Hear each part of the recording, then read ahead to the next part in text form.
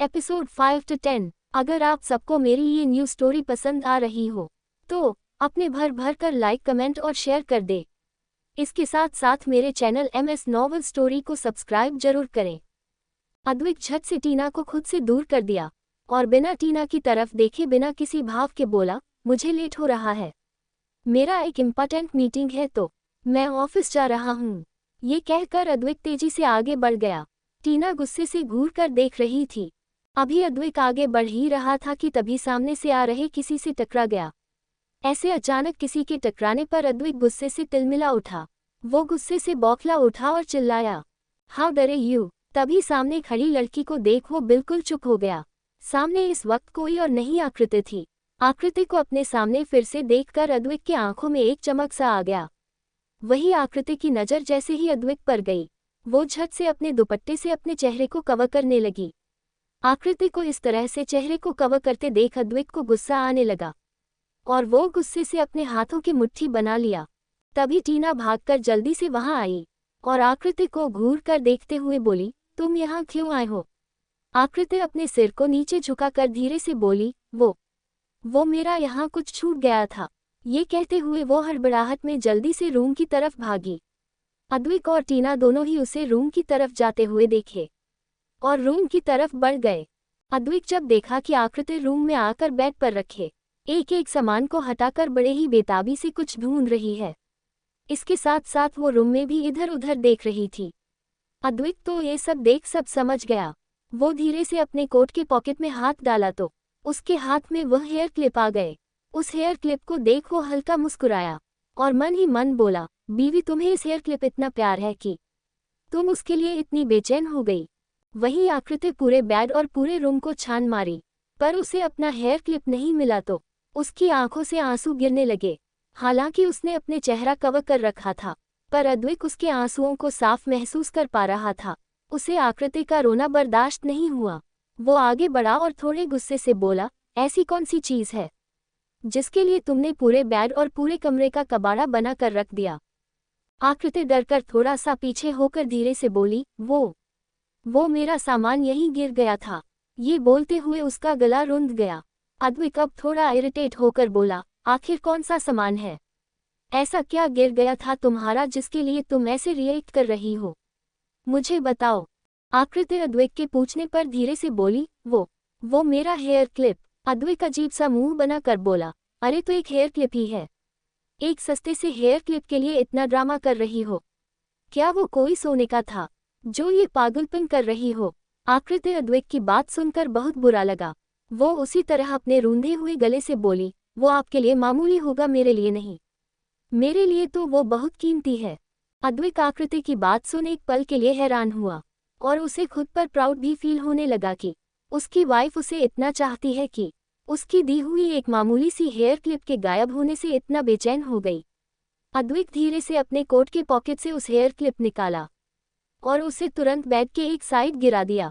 आकृति एक बार फिर से जब ढूंढने लगी तो उसे जैसे ही वो हेयर क्लिप मिला, वो झट से उसे अपने हाथों में भरकर अपने सीने से लगा ली। उसकी आंखों से आंसू और तेजी से गिरने लगे। अद्विक सब अपने नीली आंखों से देख रहा था और उसे आकृति के लिए बहुत बुरा फील हो रहा था। आकृति अब जल्दी से वहां से जाने लगी पर अचानक ही बेड से ठोकर लगने के कारण वो लड़खड़ाई, पर इससे पहले वो गिरती। अद्विक तुरंत आगे बढ़कर उसे उसके कमर से पकड़कर संभाल लिया। ऐसे अचानक अद्विक के संभालने से आकृति के चेहरे पर से उसका दुपट्टा हट गया। अद्विक की गहरी नज़र अब आकृति के खूबसूरत चेहरे पर ठहर गए। उसकी नज़रें आकृति के चेहरे से होते हुए उसके कांपते हुए गुलाबी होठों पर ठहर गए। अद्विक का मन कर रहा था कि अभी आकृति को अपनी बाहों में भरकर उसके होठों को चूमकर उसे बहुत सारा प्यार करें। और ये सब सोचते हुए अद्विक आकृति के खूबसूरत चेहरे से मदहोश होकर धीरे धीरे उसकी तरफ बढ़ने लगा कि उसी समय टीना की आवाज़ आए, आकृति। टीना की तेज आवाज़ सुनते ही आकृति झट से अद्विक से दूर हो गई और अद्विक ने भी अपने इमोशन पर कंट्रोल कर उसे छोड़ दिया।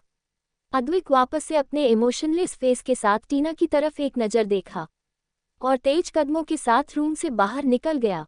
टीना गुस्से से आकृति की तरफ बढ़ी और लगभग चिल्ला कर बोली, तुम यहाँ मेरे अद्विक बेबी पर डोरे डालने आई थी ना, जरूर तुम अद्विक को सिड्यूस करना चाह रही थी। आकृति टीना की तरफ देखकर थोड़े गुस्से से बोली, तुम जैसा सोच रही हो ऐसा बिल्कुल भी नहीं है। और वैसे भी वो मेरे हस्बैंड हैं और मैं उनकी वाइफ, तो मुझे उन्हें सिड्यूस करने की जरूरत नहीं है। सिड्यूस बाहर वाले करेंगे।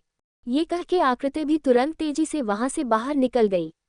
टीना गुस्से से अपने हाथों की मुट्ठी बनाए आकृति को जाते हुए घूर कर देख रही थी। वो उसी तरह मुट्ठी बनाए मन ही मन बोली, बहुत जल्द मैं तुम्हारे पति का जो टैग है उसे भी तुमसे छीन लूंगी। जैसे मैंने अद्वैत को अपना लिया है, अब मैं उसे भी हासिल करके रहूंगी। Just wait and watch miss Aakriti. Advait बाहर आकर अपने कार में बैठा और उसकी कार ऑफिस के लिए निकल गई। करीब 1 घंटे बाद अद्वैत की कार सीधा राठौर इंडस्ट्रीज के सामने आकर रुका। अद्वैत कार से निकलकर सीधा ऑफिस के अंदर चला गया। अद्वैत के ऑफिस पहुंचते ही ऑफिस में पिन ड्रॉप साइलेंस हो गया, क्योंकि सभी जानते हैं कि उनका बॉस कितना ज्यादा खतरनाक है और उनका गुस्सा तो बहुत ही ज्यादा खराब, इसलिए वहां सभी एम्प्लॉय अपने अपने काम पर लग गए। अद्वैत को देखकर सभी एम्प्लॉय उसे ग्रीट किए, लेकिन अद्वैत किसी पर भी ज्यादा ध्यान नहीं दिया और अपने लंबे कदमों के साथ सीधा अपने प्राइवेट लिफ्ट से अपने फ्लोर पर चला जाता है, जो कि 28 फ्लोर पर था। अद्वैत लिफ्ट से होते हुए अपने केबिन में जाता है। अद्वैत का केबिन अंदर से बहुत ही ज्यादा लग्जरियस था। वहां से पूरा मुंबई शहर दिखाई देता था। उसके केबिन के साथ ही एक प्राइवेट रूम भी अटैच था, जहां पर कभी कभी अद्वैत देर रात तक काम करने में बिजी होने के कारण वो यही रुका करता था। राठौर कंपनी कोई नॉर्मल कंपनी नहीं थी, वो एशिया की नंबर 1 इंडस्ट्रियल कंपनी मानी जाती है और अद्वैत दुनिया का नंबर 1 बिजनेसमैन। अद्वैत बिजनेसमैन होने के साथ साथ वो अंडरवर्ल्ड का भी बादशाह कहा जाता था, जिसके बारे में बहुत कम लोग ही जानते थे। अद्वैत अपने ऑफिस में जाकर चेयर पर बैठ जाता है और उसके सामने उसका असिस्टेंट रोहन खड़ा होता है। अद्वैत अपने सीरियस एक्सप्रेशन के साथ उससे पूछता है कि जो मैंने बोला था वो काम हुआ या नहीं। उसका असिस्टेंट अपना सिर हाँ में सर हिला देता है। उसके हाँ को सुनकर अद्वैत के चेहरे पर एक मिस्टीरियस स्माइल आ जाते हैं। रोहन अपने बॉस के चेहरे पर ये स्माइल देख समझ जाता है कि जरूर उसका बॉस कुछ खतरनाक सोच रहे हैं। वो यही सोच रहा था कि अब ना जाने किसकी सामंत आई है। रोहन पूरे 8 सालों से अद्वैत के साथ है, तो वो अद्वैत को बहुत ही अच्छी तरह से समझ चुका था। अद्वैत तुरंत कोई फाइल लेकर चेक करने लगता है।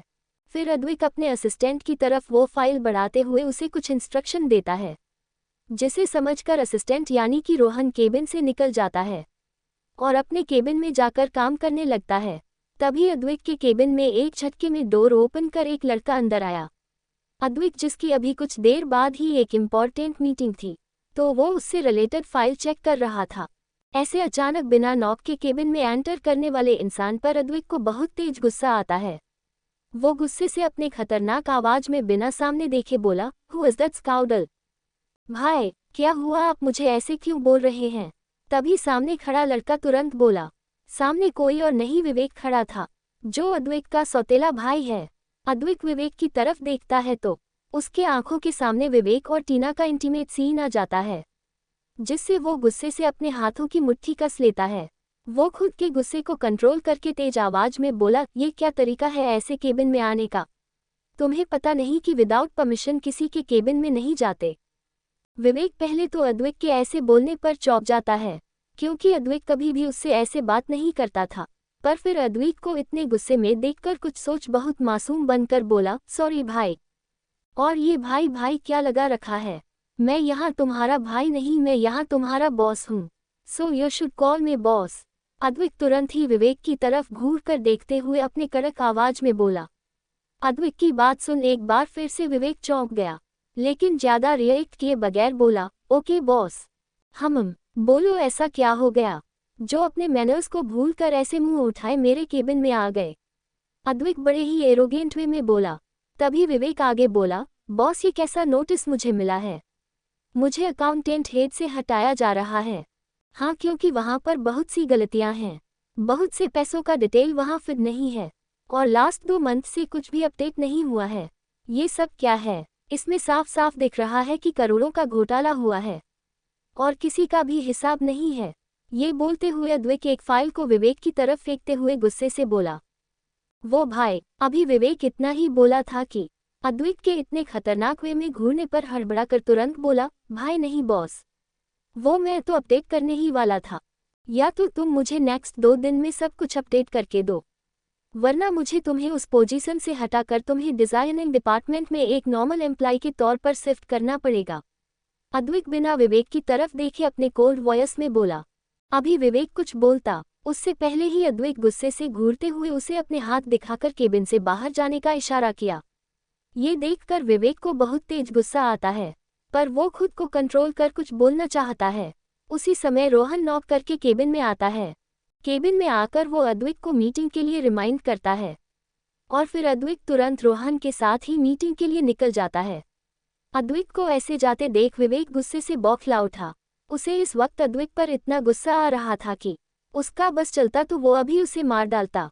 वही अद्विक की मीटिंग काफी लंबी चलती है और करीब 4 घंटे बाद अद्विक फ्री हुआ और अपने केबिन में आकर हेड चेयर पर बैठ गया।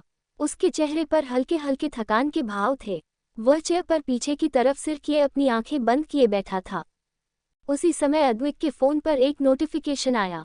अद्विक पहले तो इग्नोर किया, पर जब 2-3 बार नोटिफिकेशन की आवाज आई तो वो अपने फोन को ओपन करके चेक किया और उस पर आए हुए नोटिफिकेशन को देख अद्विक का चेहरा डार्क हो गया। वह अपने डार्क नजरों के साथ फोन को घूरकर देख रहा था। उसके हाथों की पकड़ अपने फोन पर कस गए और माथे की नसें उभर आई। वो तुरंत ही अपने असिस्टेंट को कॉल कर अपने सर्द आवाज में बोला, गाड़ी निकालो। ये कहते हुए वो तुरंत चेयर पर से उठा और तेज कदमों के साथ केबिन से बाहर निकल गया। रोहन अपने बॉस के डार्क फेस को देख बुरी तरह से डर गया, इसलिए वो भी उसके पीछे पीछे तुरंत ही वहां से निकल गया। अद्विक के चेहरे को देख साफ पता चल रहा था कि अभी वो बहुत ही ज्यादा गुस्से में है। वो अपने पर्सनल लिफ्ट से होते हुए ग्राउंड फ्लोर पर आया और तुरंत ही बाहर आया तो उसका कार पहले से रेडी था। फिर वो बिना रुके बैक सीट पर जाकर बैठ गया। रोहन भी ड्राइवर के बगल वाले सीट पर आकर बैठ गया और कार तेजी से वहां से निकल गई। करीब 40 मिनट बाद एक रेस्टोरेंट के सामने वो कार रुकी। अद्विक सबसे पहले अपने फेस को कवर किया और कार से बाहर आया। आखिर अद्विक एक फेमस बिजनेसमैन था जिसके फोटो आए दिन पेपर में आते थे, तो सभी लोग उसे अच्छे से पहचानते थे और अद्विक ये नहीं चाहता था कि कोई भी उसे अभी पहचाने। अद्विक अपने तेज कदमों के साथ रेस्टोरेंट के अंदर चला गया। रेस्टोरेंट में पहुंचते ही वो अपने तीखी नजरों के साथ चारों तरफ घूर कर देखने लगा। वही रेस्टोरेंट में एक साइड कॉर्नर में उसकी निगाहें जाकर ठहर गए। वहां पर आकृति अपनी फ्रेंड जिया और एक लड़के के साथ बैठकर नाश्ता कर रही थी। अभी वो तीनों ही हंसकर बातें कर रहे थे। वो लड़का आकृति के हाथ को अपने हाथ में पकड़कर उससे कुछ ज्यादा ही फ्लर्टी होकर बातें कर रहा था, जिससे आकृति कुछ बोल नहीं रही थी, बस मुस्कुरा रही था। यही फोटो अद्विक के पास गया था, जो कि उससे बर्दाश्त नहीं हुआ। अपनी वाइफ को किसी दूसरे लड़के के साथ ऐसे हंसकर बातें करता देख उसका खून खौल उठा। अद्विक उस लड़के का चेहरा नहीं देख पा रहा था क्योंकि वो अद्विक की तरफ पीठ किए हुए बैठा था।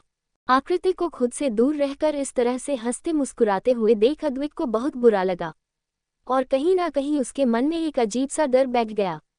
उसे अभी अपनी वाइफ के करीब किसी दूसरे लड़के को देख जलन हो रहा था। उसी समय आकृति वॉशरूम का पूछकर वहां से दूसरी तरफ जाने लगी। अद्विक ये देख तेजी से आगे बढ़ा और बिना किसी पर ध्यान दिए सीधे वॉशरूम के पास खड़ी आकृति के पास जा पहुंचा। जैसे ही आकृति ने किसी मास्क मैन को अपने सामने देखी तो वो घबरा गई। वो हड़बड़ाते हुए बोली, कौन हो तुम? तभी अद्विक आकृति की तरफ देखते हुए बिना कुछ बोले एक झटके में उसे उठाकर अपने कंधे पर टांग लिया। आकृति खुद को छुड़ाने के लिए छटपटाने लगी और उसके पीठ पर अपने हाथों का मुक्का बनाकर मारने लगी, पर अद्विक के ऊपर इसका कोई असर नहीं हुआ। वो तेज कदमों के साथ आकृति को लिए बैकडोर से निकल गया। आकृति को नहीं पता था कि अभी जिसने उसे अपने कंधे पर उठा रखा है वो कोई और नहीं उसका हस्बैंड अद्विक है, इसलिए वो बहुत ही ज्यादा डरी हुई थी और डर के कारण उसके कंधे पर बार बार अपने मुक्के की बारिश की जा रही थी। वो खुद को छुड़ाने की कोशिश करते हुए बोली, छोड़ो छोड़ो मुझे, छोड़ो, कौन हो तुम? पर अद्विक बिना कोई रिएक्शन किए बिना कुछ बोले जबरदस्ती आकृति को उसी तरह कंधे पर लिए बाहर आ गया। उसकी कार बाहर ही खड़ी थी। ड्राइवर जल्दी से बैकसीट का डोर ओपन किया और अद्विक आकृति को बैकसीट पर लगभग पटक दिया, जिससे आकृति को हल्का सा चोट लग गया और उसके मुंह से एक आह निकल गई। लेकिन आकृति अपने दर्द को इग्नोर कर हड़बड़ाते हुए कार से बाहर निकलने के लिए डोर ओपन करने लगी। पर इससे पहले कि वो डोर ओपन करती, अद्विक तुरंत कार में बैठकर तुरंत डोर को लॉक कर दिया। आकृति डर के कारण कार के एक कोने में बैठे हुए धीरे से बोली, कौन हो तुम? छोड़ दो ना मुझे, प्लीज मुझे जाने दो। आखिर मैंने तुम्हारा क्या बिगाड़ा है? मेरे साथ ऐसा क्यों कर रहे हो? और मैं तो तुम्हें जानती भी नहीं। आकृति की बात सुन अद्विक अपने नीली आंखों से उसे घूर रहा था और मन ही मन वो खुद से बोला, ये मेरी ही वाइफ है ना? इसे पता भी नहीं चल रहा कि इसे उठा कर लाने वाला कोई और नहीं उसका हस्बैंड है। पर फिर खुद को ही डांटते हुए बोला, आखिर इसे पता भी कैसे चलेगा? मैंने कभी अपना एहसास इसको होने ही नहीं दिया। मैं कभी आज से पहले आकृति के करीब गया ही नहीं। एक बार हम करीब हुए भी तो वो भी नशे में थे। तब भला उसे कहाँ से मेरे एहसास का पता चलेगा? आकृति अपनी बड़ी बड़ी आंखों को बार बार झपकाते हुए डर से अद्विक को देख रही थी। आकृति को खुद की तरफ एकटक देखते हुए देख के अद्विक के होठों पर स्माइल आ गए, पर चेहरे पर मास्क होने के कारण आकृति उसके स्माइल को नहीं देख पाती। अब कहीं जाकर अद्विक आकृति के खूबसूरत चेहरे को देख पा रहा था। कितना बेचैन था वो अपनी वाइफ के चेहरे को निहारने के लिए। उसने ये सोच लिया कि वो अभी अपना मास्क नहीं हटाएगा, वरना मास्क हटाते ही आकृति को पता चल जाएगा कि अभी उसके सामने कौन है, तो फिर वो वापस से अपना चेहरा कवर कर लेगी। ये सब सोचकर अद्विक आकृति की तरफ देखते हुए ही ड्राइवर को कार आगे चलाने का ऑर्डर दे दिया और अपने बॉस का ऑर्डर मिलते ही ड्राइवर तुरंत कार को आगे बढ़ा दिया। आकृति अभी भी कार से निकलने की कोशिश में लगी हुई थी, पर अफसोस वो चाह कर भी नहीं निकल सकती थी। अद्विक आकृति के हरकतों को देखते हुए अपने कोल्ड वॉइस में बोला, बाहर निकलने के बारे में सोचना भी मत वरना। अद्विक की खतरनाक आवाज को सुन आकृति हड़बड़ा गई। उसे कहीं ना कहीं एहसास हो गया था कि हो ना हो ये उसका हस्बैंड ही है। उसका तेज धड़कता दिल उसे बता दिया था कि सामने बैठा इंसान उसका अपना हस्बैंड है, पर उसका माइंड ये मानने के लिए तैयार ही नहीं हो रहा था। अद्विक ने ध्यान दिया कि आकृति उससे काफी दूर बैठी हुई है। ये बात उसे बिल्कुल भी अच्छी नहीं लगी। अद्विक उसके और आकृति के बीच की दूरी को घूर घूर कर देखने लगा।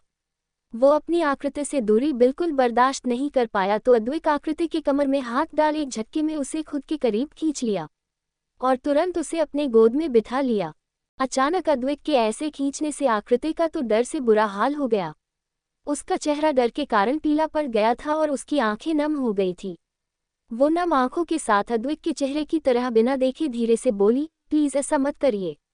आई एम मैरिड, मैं शादीशुदा हूँ और मैं नहीं चाहती कि मेरे हस्बैंड मुझे गलत समझे। मैं उनसे बहुत प्यार करती हूँ और मैं उनसे दूरी नहीं बर्दाश्त कर सकती। अद्विक आकृति की बात सुनकर गिल्ट से भरे जा रहा था।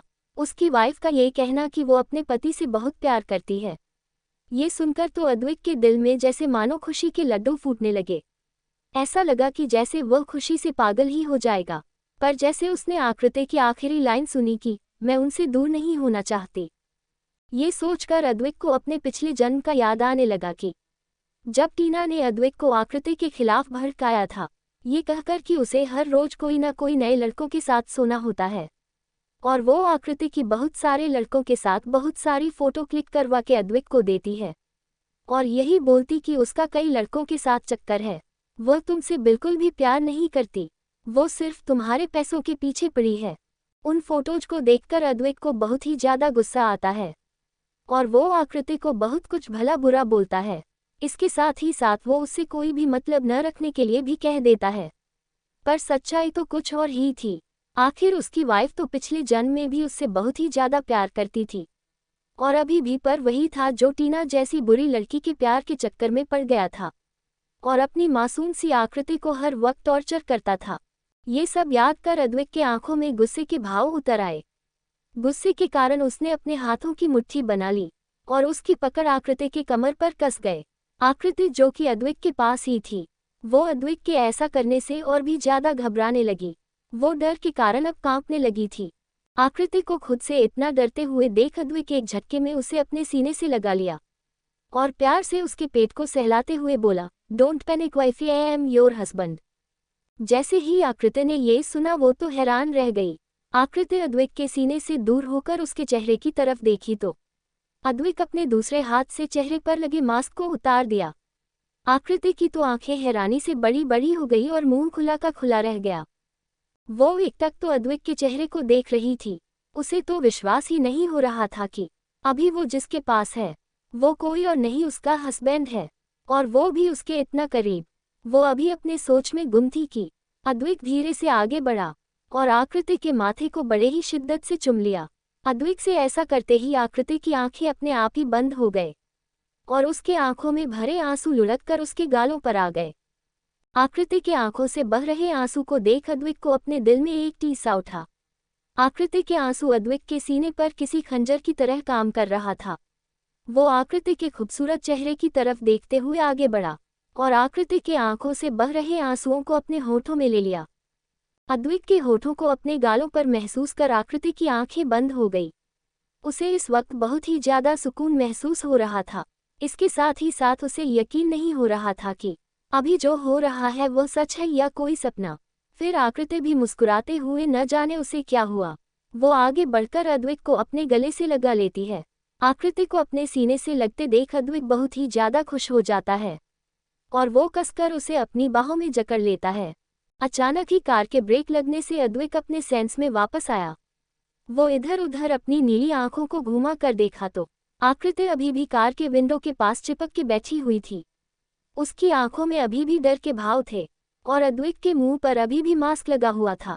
अद्विक सब समझ गया कि अभी तक जो वो महसूस कर रहा था वो सब सिर्फ उसका एक सपना था।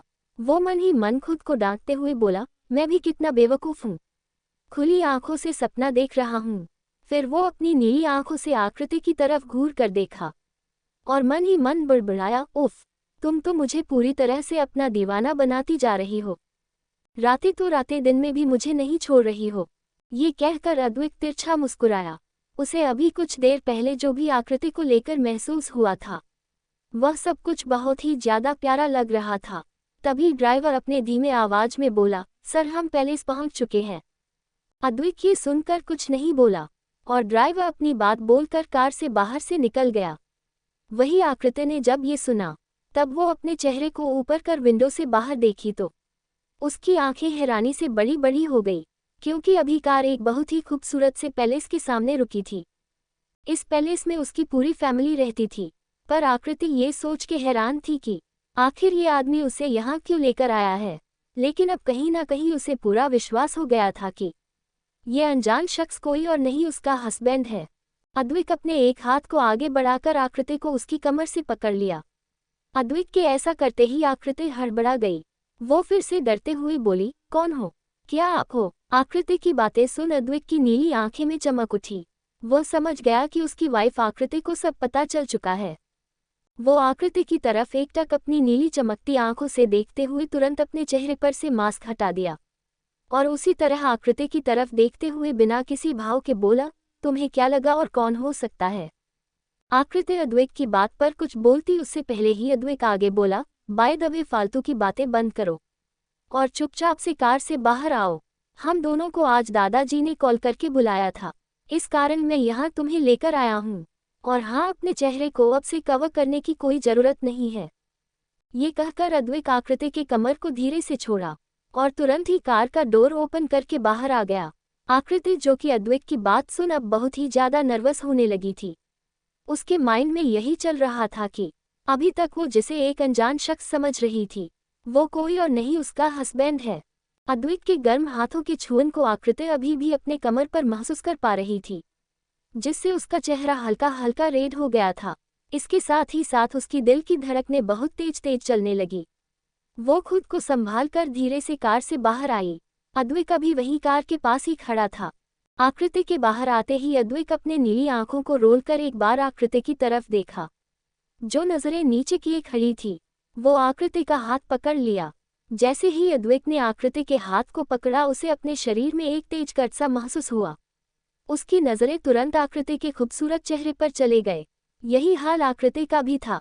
अद्विक वापस से सामने की तरफ देखा और तेज कदमों से पैलेस के अंदर चल दिया। पैलेस के बाहर खड़े सारे गार्ड्स उन दोनों को देखकर बड़े ही रेस्पेक्टली अपने सिर को झुकाकर ग्रीट करने लगे, पर अद्विक उन्हें पूरी तरह से इग्नोर करके आकृति के हाथों को पकड़े हुए ही अंदर की तरफ चल दिया। अद्विक आकृति के सॉफ्ट हैंड को अपने हाथों में महसूस कर बहुत ही ज्यादा खुश हो रहा था, पर वो अपने अंदर की खुशी के भाव को अपने चेहरे पर नहीं आने दिया। उसके चेहरे पर अभी कोई भी भाव नहीं थे।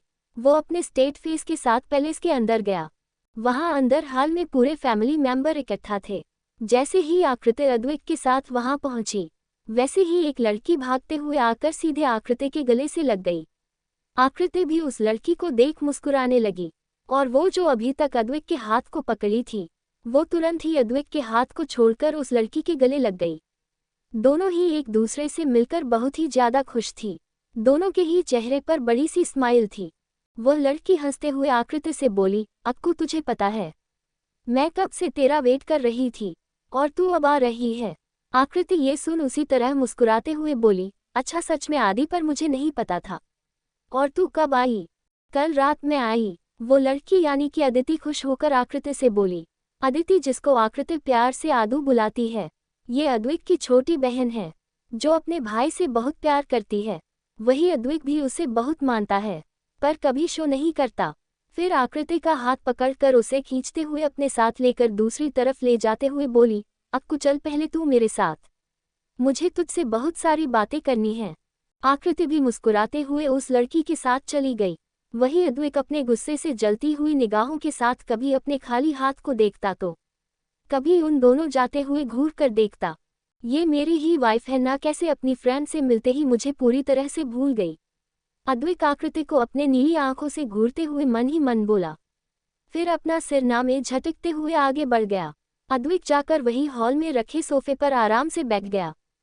अद्वैत के जस्ट सामने वाले सोफे पर उसके दादाजी मिस्टर अमरेंद्र सिंह राठौड़ और साइड में उसके डैड मिस्टर विजय राठौड़ बैठे हुए थे, और वो दोनों ही अद्वैत को ही घूर कर देख रहे थे। उन दोनों लोगों को अभी अद्वैत पर बहुत गुस्सा आ रहा था, क्योंकि उन्हें पता चल गया था कि अद्वैत ने आकृति को अपने विला से बाहर निकाल दिया है, और वो आकृति को डाइवोर्स भी देना चाहता है। इसलिए अभी वो दोनों लोग अद्वैत से बहुत नाराज थे। वहां पर एक मेड आती है और वही रखे टेबल पर अद्वैत के लिए कॉफी और स्नैक्स रख कर चली जाती है।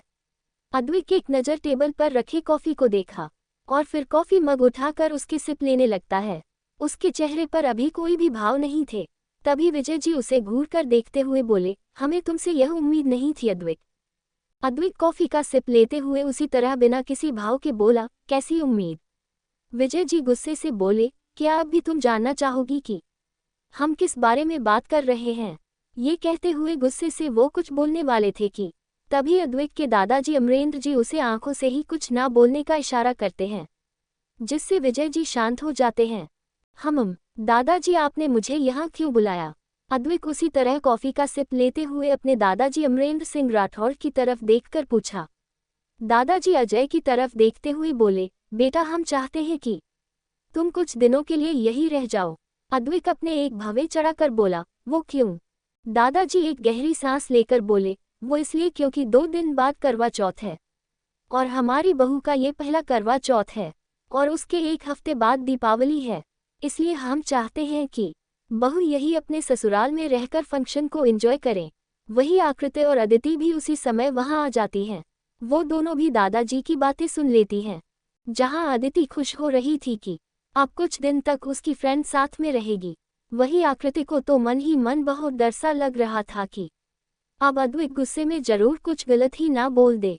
उसे पता था कि अद्वैत कभी भी यहाँ नहीं रुकना चाहेगा, पर तभी अद्वैत की बात सुनकर आकृति हैरान रह जाती है।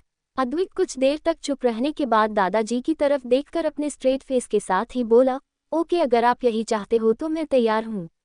अद्वैत से हाँ की उम्मीद दादाजी और उसके डैड विजय जी को बिल्कुल भी नहीं थे, पर अद्वैत के डिसीजन सुनकर दोनों लोग बहुत ही ज्यादा खुश हो जाते हैं। वही उसी समय अद्वैत की सौतेली माँ सुनैना जी अपने बेटे विवेक के साथ वहां आती हैं, और वो भी यह सब सुनकर हैरान रह जाती हैं। उन्हें भी यही लगा था कि अद्वैत कभी भी यहाँ नहीं रुकना चाहेगा, वह भी आकृति के साथ तो बिल्कुल भी नहीं। पर अद्वैत के हाँ को सुनकर वो दोनों माँ बेटी गुस्से से बौखला जाते हैं। वही अद्वैत याद करता है कि कैसे पिछले जन्म में दादाजी ने जब उसे यहाँ बुलाया था और उसे यहाँ पर रुकने को कहा था, तो अद्वैत ने यहाँ रुकने से साफ मना कर दिया था और बहुत हंगामा भी किया था। इसके साथ ही साथ उसने आकृति को बहुत भला भी बुरा कहा था, जिससे आकृति को बहुत ही ज्यादा तकलीफ हुई थी। यहाँ तक कि उसने तो आकृति को करवा चौथ का व्रत रखने के लिए भी उसे साफ मना कर दिया था, क्योंकि वो उसे अपनी वाइफ नहीं मानता था। ये सब याद करके अद्वैत को अंदर ही अंदर बहुत ही ज्यादा गिल्ट हो रहा था। वो गुस्से से अपने हाथों की मुट्ठी बनाए हुए था। उसे धीरे धीरे खुद से नफरत होने लगा था। पर वो ये डिसाइड करता है कि जो गलतियां उसने पिछले जन्म में की है उसे अब इस जन्म में बिल्कुल भी रिपीट नहीं करेगा। इस जन्म में वो अपनी वाइफ को हर वो खुशी देगा जो वह डिजर्व करती है। आकृति अभी भी अद्विक की तरफ ही हैरानी से देख रही थी। उसे तो अभी भी यकीन नहीं हो रहा था कि अद्विक यहाँ रुकने के लिए तैयार हो गया है। अद्विक खुद पर किसी की नज़रों की तपिश को महसूस कर अपनी तिरछी निगाहों से देखा तो उसकी वाइफ उसे ही हैरानी से देख रही थी। अद्विक भी आकृति की तरफ टकटकी लगाए देखने लगा। अद्विक के एक तक नज़रों को खुद पर महसूस कर आकृति घबरा गई और झट से अपनी नज़रें नीचे कर लेती है। ये देख अद्विक के होठों पर एक तिरछी स्माइल आ जाती है। अक्कू, तुझे पता है मैं कितनी खुश हूँ। अब हम दोनों कुछ दिन तक साथ में रहेंगे और बहुत एंजॉय भी करेंगे। मुझे पता ही था कि भाई कभी भी मना नहीं करेंगे। ये कहकर अदिति मुस्कुराते हुए आकृति के गले लग गई। आकृति भी बस हल्का सा मुस्कुरा दी। असल में अदिति को इस बारे में बिल्कुल भी नहीं पता कि उसका भाई अद्विक आकृति को बिल्कुल भी अपनी पत्नी नहीं मानता।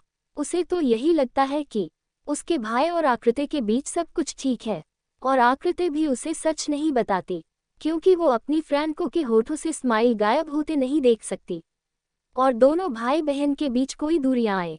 आकृति भी हंसकर बोली, मैं भी तेरे साथ यहाँ रहकर बहुत ही ज़्यादा खुश रहने वाली हूँ और हम दोनों साथ में खूब एंजॉय करेंगे। कुछ देर तक बातें करने के बाद अद्विक अपने रूम की तरफ बढ़ गया। आकृति अद्विक के रूम में न जाकर अदिति के रूम में ही रुक जाती है क्योंकि उसे पता था कि अद्विक कभी भी उसे अपने रूम में देखना बर्दाश्त नहीं करेगा। पर जब अदिति उस बार बार बोलती है कि जा भाई, तेरा इंतजार कर रहे होंगे और जाकर फ्रेश हो ले, आकृति बात बदलने के लिए बोली, क्यों, क्या तू नहीं चाहती कि मैं तेरे साथ यहाँ रहूं? देख, उनके साथ तो मैं हमेशा रहती हूँ ना। अदिति आकृति की बात सुन मुस्कुराने लगती है और आकृति के गाल को खींचते हुए बोली, मुझे नहीं पता था कि मैं तेरे लिए भाई से भी ज़्यादा इम्पोर्टेंट हूँ। आकृति भी अदिति के गाल को फिंच करते हुए बोली, हाँ वो तो तू हमेशा से ही मेरे लिए सबसे ज़्यादा इम्पोर्टेंट है। ये कहकर दोनों ही हंसने लगती हैं। वही अद्विक रूम में आता है। उसे लगता है कि शायद आकृति भी रूम में आए, पर काफ़ी टाइम हो जाता है। लेकिन आकृति रूम में नहीं आती है तो वो अदिति के रूम की तरफ बढ़ जाता है। पर रूम के बाहर से ही आकृति की बात सुन वो गुस्से से अपनी आंखों को बंद कर लिया और उसके हाथों की मुट्ठियां कस गए। रात के करीब 9 बजे सभी डाइनिंग टेबल पर बैठे हुए थे और अपना अपना डिनर एंजॉय कर रहे थे। इस बीच आकृति और अदिति एक साथ ही बैठी थी और बातें करते हुए डिनर कर रही थी। अद्विक अपनी जलती हुई निगाहों से आकृति को घूर रहा था। वो चाह रहा था कि आकृति एक बार तो उसकी तरफ देखें, पर आकृति डर के कारण एक बार भी अद्विक की तरफ नहीं देख रही थी। यही बात अद्विक को बहुत ही ज़्यादा चुभ रही थी। वो बड़ी मुश्किल से खुद के गुस्से को कंट्रोल किए हुए था। वही बैठी सुनैना जी और विवेक दोनों की नज़रें आकृति और अद्विक पर ही थे और कुछ सोचकर दोनों मंद मंद मुस्कुरा रहे थे। डिनर करने के बाद सभी अपने अपने रूम में चले जाते हैं। अद्विक यही सोचता है कि चलो कोई ना, अब तो रात में आकृति आएगी ही रूम में, फिर मैं उसे अच्छे से सबक सिखाऊंगा। ये बोल वो कुछ नॉटी सा सोच मुस्कुराने लगता है। फिर वो वॉशरूम में फ्रेश होने के लिए चला जाता है। फ्रेश होकर वो कुछ देर बाद रूम में आता है। अभी वो सिर्फ एक लोअर में था और उसके अपर बॉडी अभी भी नेकेड थे। वो उसी तरह बेड पर आकर लेट जाता है और अपने मोबाइल में आए कुछ मेल को चेक करने लगता है। काफ़ी टाइम हो जाता है पर अदिति नहीं आती। देखते ही देखते रात के 1 बजे जाते हैं। अब अद्विक को आकृति पर बहुत गुस्सा आने लगता है। वो गुस्से में उसी तरह रूम से बाहर आता है और सीधे अदिति के रूम की तरफ बढ़ जाता है। अभी अद्विक के चेहरा गुस्से से थोड़ा रेड थे। वो अदिति के रूम के पास पहुंचकर डोर नॉक करता है। कुछ मिनट बाद धीरे से डोर ओपन होता है और मैंने कल रात में ही हार्टलेस बिलियनेयर की स्वीट वाइफ का न्यू चैप्टर पब्लिश कर दिया है। आप सभी जाकर उसे रीड कर लो। अद्विक सामने देखता है तो वहां अदिति खड़ी थी जो कि अपनी आंखें मलते हुए डोर को पूरा ओपन करती है और सामने खड़े अपने भाई को देखकर थोड़ी हैरान होकर बोली, भाई आप यहाँ, वो भी इतनी रात को? अद्विक अदिति की बात पर ध्यान नहीं देता। उसकी नज़रें तो कहीं और ही टिकी हुई थी। वो अपने तिरछी निगाहों से बैग की तरफ देखा तो वहां पर आकृति बड़े ही मजे से सो रही थी।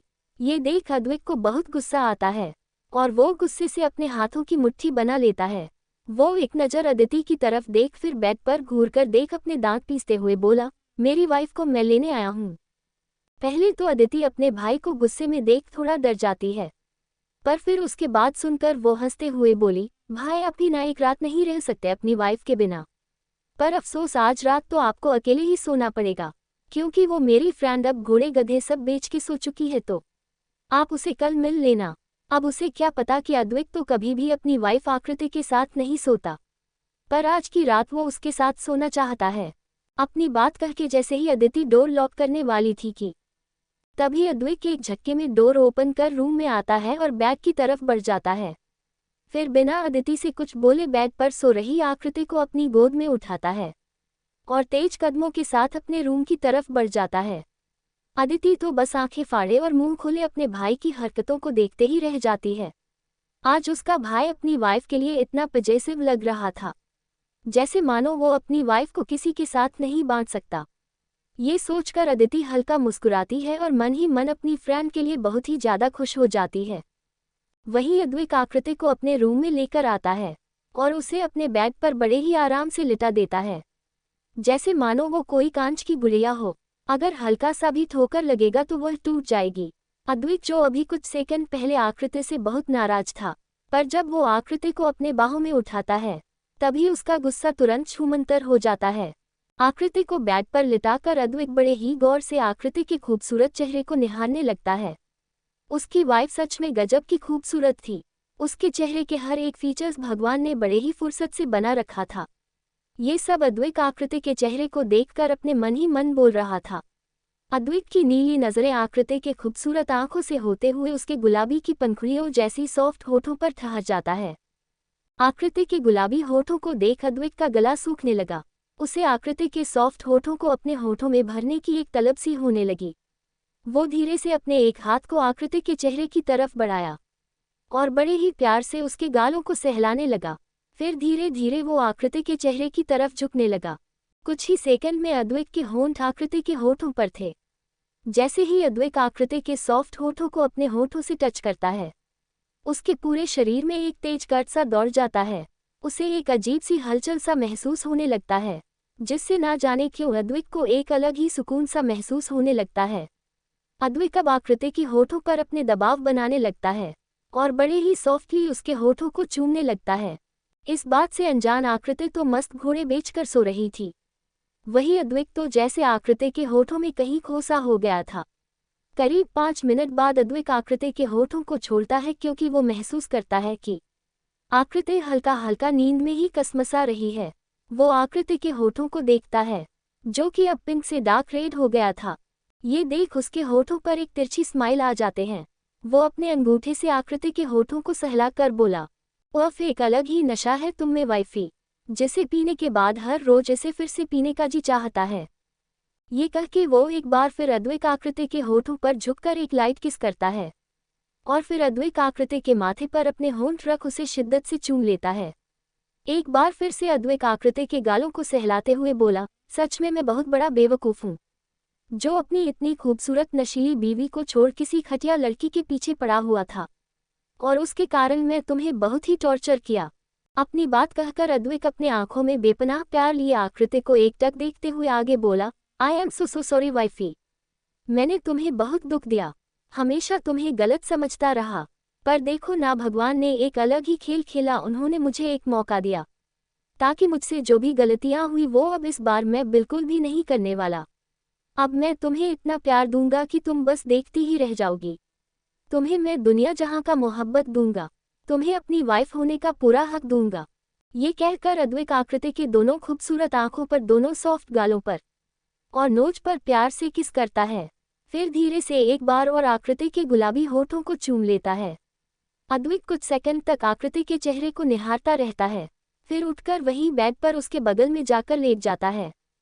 अद्वैत अपने एक हाथ को आगे बढ़ाकर आकृति के कमर में डाल उसे खुद से चिपका लेते हैं। आकृति भी नींद में ही अपने एक हाथ को अद्वैत के सीने पर रख देती है। आकृति के ऐसा करते ही अद्वैत का दिल बेचैन हो जाता है। उसका चेहरा हल्का हल्का रेड हो जाता है। वो आकृति के हाथ पर अपना एक हाथ रख धीरे से उसके हाथ को अपने होठों के पास लाता है और चूम लेता है। फिर अपने एक हाथ को आकृति के सिर के नीचे रख उसे खुद से बिल्कुल चिपक लेता है और अपने दूसरे हाथ से आकृति के बालों को सहलाने लगता है। कुछ ही देर में आकृति के साथ चिपके हुए ही वो भी नींद के आगोश में चला जाता है। दोनों ही बड़े सुकून से एक दूसरे की बाहों में सो रहे थे।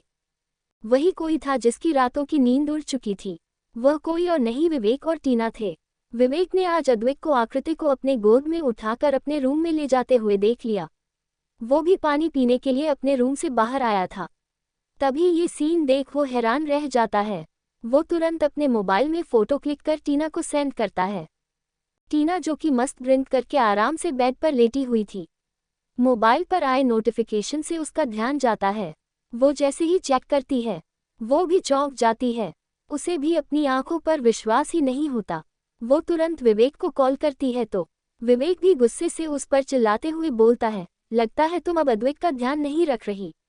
तभी तो उसे आज अपनी वाइफ की जरूरत हो गई, वरना वो आज उसके साथ न होकर तुम्हारे साथ होता।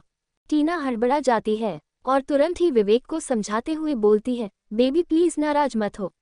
जरूर हो ना हो उस आकृति ने ही कुछ किया होगा, वरना मुझे पता है अद्वैत तो मेरे प्यार में पूरा पागल है। विवेक एक तंज भरी मुस्कान के साथ बोला, अच्छा तुम्हें ऐसा लगता है, पर मुझे क्यों ऐसा नहीं लग रहा।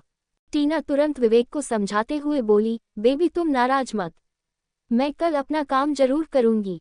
मैं कल अद्वैत से मिलूंगी और जल्द ही उस आकृति को डाइवोर्स देने के लिए भी कहूंगी, और तुम देखना अद्वैत भी आकृति को डाइवोर्स दे ही देगा। विवेक हाँ में सिर हिलाता है और बोलता है, ठीक है कल तुम अपने काम पर लग जाना। टीना भी मुस्कुरा कर बोली, okay baby I love you baby. Vivek भी एक हल्की मुस्कान के साथ बोला, आई लव यू टू। ये कहकर कॉल कट कर दिया। कॉल कट होते ही टीना को आकृति पर गुस्सा आने लगा।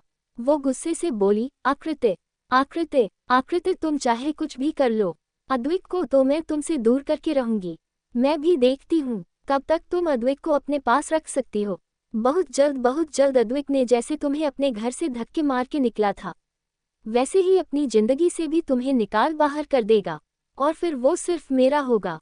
ये कह के टीना पागलों की तरह तेज तेज हंसने लगी। अगली सुबह विंडो से आ रही सूरज की किरणें जैसे ही बेड पर सो रही है, आकृति के चेहरे पर पड़े वह धीरे धीरे अंगड़ाइयां लेते हुए उठने लगी, और मुस्कुरा कर जैसे ही वो अपनी आंखें खोलकर रूम की तरफ देखी तो वो हैरान रह गई। उसे अपनी आंखों पर विश्वास ही नहीं होता। वो अपनी आंखों को रगड़कर दोबारा से सब जगह चेक करने लगी तो वो एक बार फिर से चौंक गई, क्योंकि अभी वो अद्वैत के रूम में थी और उसके बेड पर सो रही थी। खुद को अद्वैत के रूम में देख घबराकर उसका दिल ही जैसे बाहर आने को था। उसकी सांसें ही अटक गई थी। वह घबराते हुए डर के कारण बोली, ये मैं यहाँ कैसे आ गई? मैं तो कल अदिति के रूम में थी और वही सो गई थी, फिर मैं यहाँ कैसे आ गई? क्या मैं नींद में चलकर यहाँ आ गई? नहीं ऐसी तो कोई बीमारी नहीं है मुझे। आकृति अपनी उंगलियों को दांतों के बीच दबाए हुए थी। अभी आकृति ऐसा बोल ही रही थी कि तभी अद्वैत की रौबदार आवाज उसके कानों में पड़े, जिसे सुन आकृति कांप उठी। आखिर ऐसा क्या कहा अद्वैत ने आकृति से? क्या चल रहा है अद्वैत के माइंड में? क्या करेगी अब टीना? जानने के लिए सुनते रहें रीबर्थ, माय हार्टलेस हस्बैंड। एक और बात यार, आप सभी कमेंट तो कर ही नहीं रहे, मुझे बिल्कुल भी अच्छा नहीं लग रहा। अगर आप सबको मेरी ये न्यू स्टोरी पसंद आ रही हो तो अपने भर कर लाइक कमेंट और शेयर कर दे। इसके साथ साथ मेरे चैनल MS नॉवल स्टोरी को सब्सक्राइब जरूर करें।